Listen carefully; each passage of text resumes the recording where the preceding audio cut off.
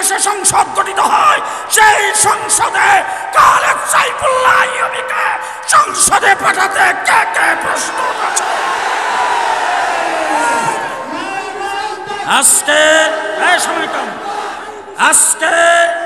আজকে যারা এখানে এসেছেন, আমি আপনাদের কাছ থেকে শপথ নিতে চাই, আজকে থেকে আইয়ুবীকে এমপি বানাইবার জন্য মাঠে থাকতে কে কে প্রস্তুত?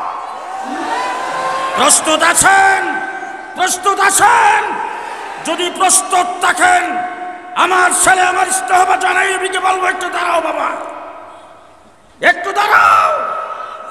তোমাকেও জনগণের পাশে থাকতে হবে, সেই প্রতিশ্রুতি তোমাকে দিতে হবে, তোমাকেও পাশে থাকতে হবে। আমি তার হাত ধরে বলছি, আপনারা তার পাশে আছেন? আপনারা তার পাশে কে কে আছেন? হাত উঠান।